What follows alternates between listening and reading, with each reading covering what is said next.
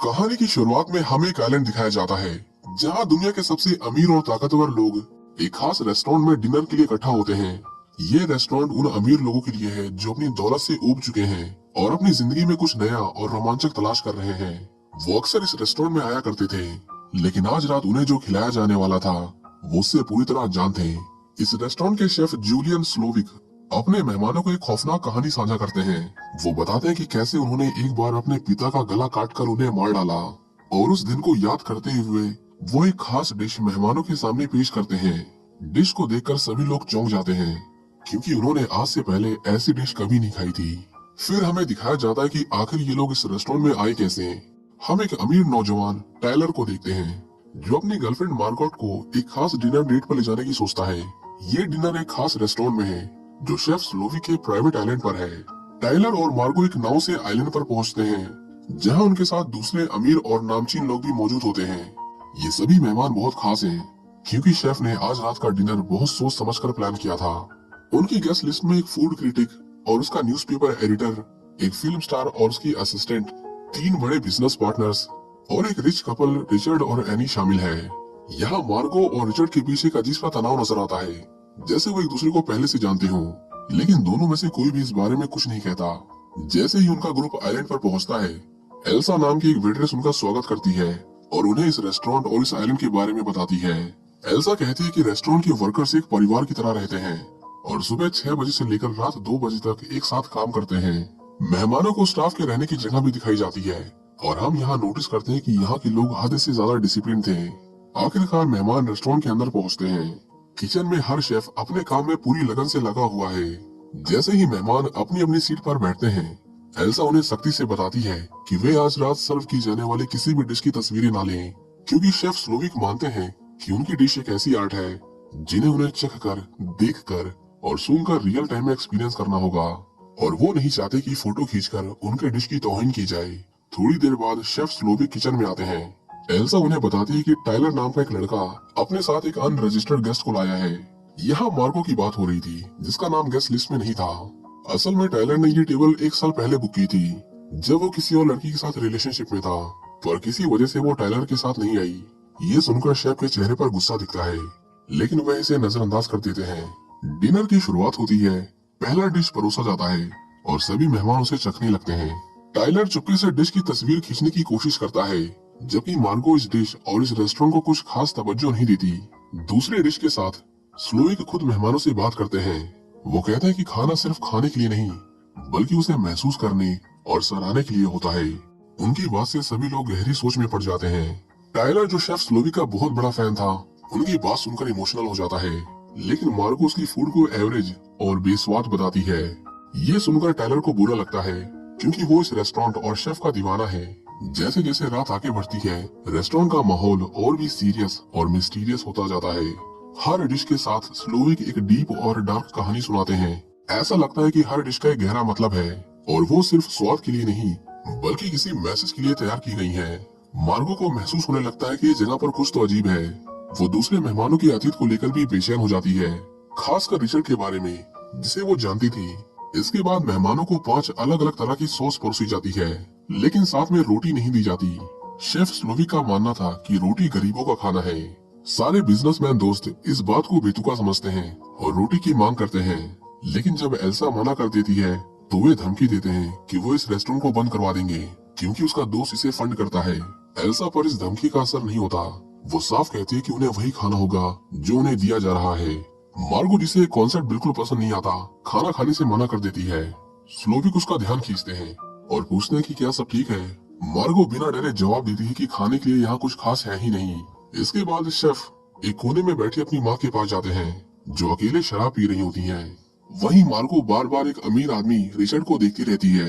ये देखकर रिचर्ड की वाइफ एनी को बहुत अजीब लगता है, लेकिन रिचर्ड बात को हंसी में टाल देता है।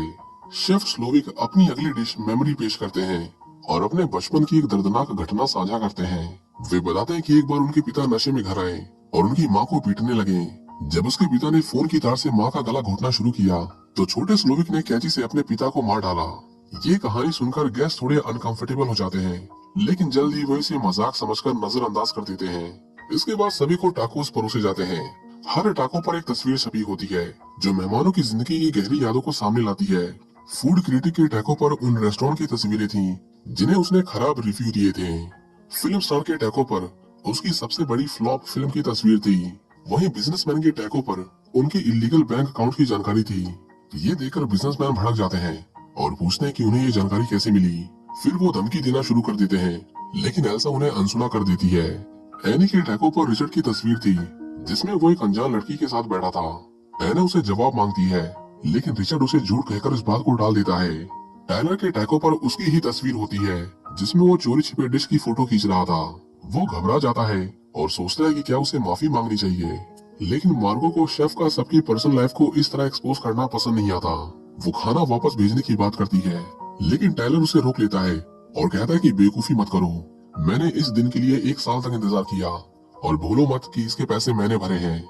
ये सुनकर मार्गो नाराज होकर टेबल से उठ जाती है और अपना गुस्सा शांत करने के लिए वॉशरूम जाती है। वॉशरूम में स्लोविक मार्गो के पास आते हैं और उससे पूछते हैं कि वो कौन है। वो बताती है कि वो मार्गो है, लेकिन स्लोविक कहते हैं कि उसे आज यहाँ नहीं होना चाहिए था। मार्गो घबराई हुई अपनी सीट पर लौटती है।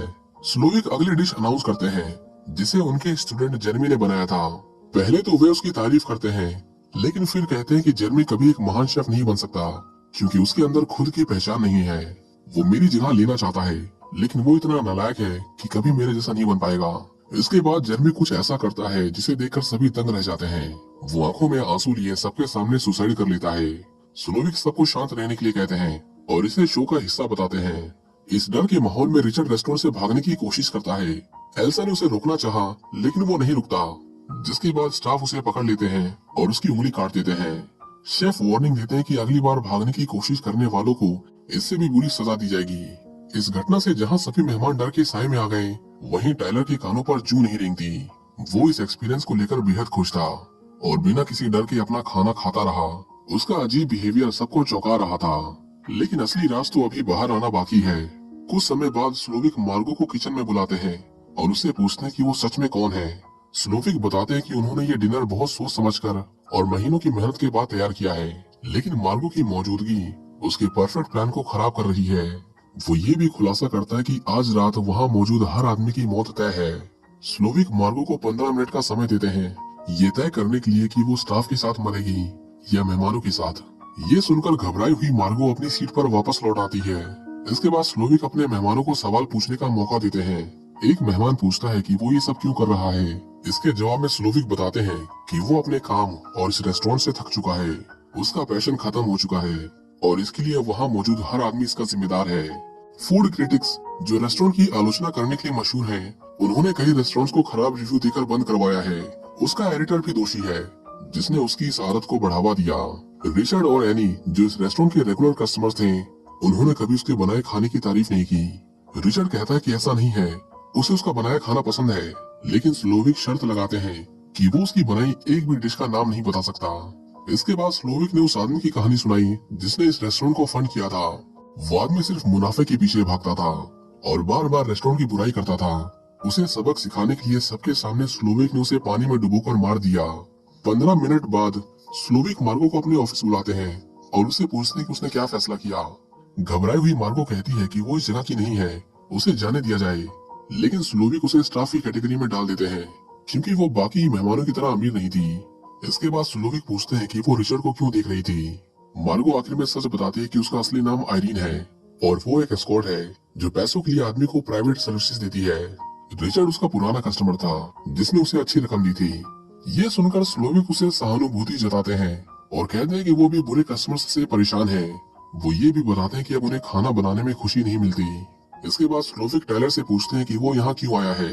टायलर बताता है कि वो सालों से इस रेस्टोरेंट में आने का सपना देख रहा था। जब उसे मौका मिला तो उसने इसे बुक कर लिया, भले ही उसे पहले ही बता दिया गया था कि इस डिनर में हर कोई मरेगा। टायलर ये भी बताता है कि उसने मार्गो को इसलिए हायर किया क्योंकि उसने 2 लोगों के लिए टेबल बुक की थी और बिना साथी की उसकी बुकिंग कैंसिल हो जाती। ये सुनकर आयरीन को गुस्सा आ जाता है और वो टायलर पर हमला कर देती है, लेकिन स्टाफ उसे रोक लेता है। स्लोविक ने टायलर को अपने स्टाफ में शामिल कर लिया और उसे कहा कि चलो कुछ बना कर दिखाओ। ये सुनते ही टायलर रोने लगा, जिससे पता चलता है कि वो मेंटली अनस्टेबल था। उसके हाथ कांपने लगते हैं, लेकिन वो किसी तरह एक डिश बनाकर स्लोविक को सर्व करता है। स्लोविक उसे टेस्ट करते हैं और कहते हैं कि उसने आज से पहले इतना घटिया खाना नहीं खाया। वो उसकी डिश को टाइलर्स बुलशिट नाम देते हैं और उसके कान में कुछ ऐसा कहते हैं जिसे सुनकर टाइलर अंदर से टूट जाता है और रोते हुए वहाँ से चला जाता है। थोड़ी देर बाद स्लोविक मार्को को बुलाते हैं और उसे उसकी फाइनल डिश तैयार करने में मदद करने को कहते हैं। वो उसे एक बैरल लाने के लिए कहते हैं। डरी हुई मार्को उसे उल्टा जवाब देने ही वाली थी कि तभी वो दूसरे कमरे में टायलर की लटकती हुई लाश देखती है। हालांकि उसे उसकी मौत का कोई अफसोस नहीं होता क्योंकि टायलर एक सेल्फिश आदमी था जिसकी नजर में लोगों की जिंदगी की कोई कीमत नहीं थी। वो बैरल लाने बाहर जाती है लेकिन बैरल लाने की बजाय मार्गो स्लोविक के ऑफिस में जाने का फैसला करती है। वहाँ उसे स्लोविक की तस्वीरें और न्यूज़पेपर कटिंग्स मिलती हैं जिसमें उसकी अचीवमेंट और उसकी डिशेस के बारे में बड़े बड़े आर्टिकल लिखे हुए थे। ज्यादातर तस्वीरों में स्लोविक उदास और गुस्से में नजर आ रहे थे लेकिन एक तस्वीर में वो बेहद खुश दिखाई दिए। ये उन दिनों की तस्वीर थी जब वो एक फास्ट फूड रेस्टोरेंट में काम करते थे और बर्गर बनाते थे। इसी बीच एल्सा उसे देख लेती है और उसे रोकने के लिए आती है। दोनों के बीच झगड़ा होता है लेकिन मार्को गलती से एल्सा को मार देती है। इस घटना से वो डर जाती है लेकिन वो खुद को संभाल कर कमरे की तलाशी जारी रखती है। जब मार्को वापस लौटती है तब तक स्लोविक डिनर का अंतिम हिस्सा तैयार कर चुके होते हैं। पूरा डिनर डर, मिस्ट्री और खतरनाक साजिशों से भरा होता है, मानो जैसे सब कुछ खत्म होने की ओर बढ़ रहा था। कमरे में मार्को को एक रेडियो दिखाई दिया। रेडियो देखकर उसे उम्मीद की किरण नजर आई। उसने तुरंत उसका इस्तेमाल किया और कोस्ट गार्ड को मैसेज भेजकर इस खतरनाक जगह की पूरी जानकारी दी। फिर वो बिना हड़बड़ाहट दिखाए बैरल लेकर वापस रेस्टोरेंट में चली गई। स्लोविक हर चीज को अपने काबू में रखना चाहता था। उसने मार्गरेट को फिर से बुलाया और उससे बात करने लगा। उसने बताया कि वो ये सब क्यों कर रहा है। स्लोविक कहता है कि एक शेफ का काम होता है अच्छा खाना परोसना, लेकिन आजकल के लोग खाने की क्वालिटी से ज्यादा एक्सपीरियंस चाहते हैं। ऐसे लोगों को सिर्फ खाने से खुश नहीं किया जा सकता। इसी वजह से कई शेफ अपने काम से खुशी खो देते हैं। वे दबाव में काम करते हैं और उनकी कला कहीं खो जाती है। थोड़ी देर बाद कोस्ट गार्ड रेस्टोरेंट में आ गया लेकिन अंदर आने से पहले स्लोविक ने सभी मेहमानों को सख्त चेतावनी दी कि वे उसके खिलाफ कुछ न कहें। कोस्ट गार्ड ने कहा कि यहाँ उसे कई मर्डर्स की शिकायत मिली है लेकिन चालाक स्लोविक ने बड़े आराम से जवाब दिया कि ऑफिसर यहाँ सब कुछ ठीक है। तभी कोस्ट गार्ड ने वहाँ मौजूद एक फिल्म स्टार को पहचान लिया और उससे उसका ऑटोग्राफ मांगा।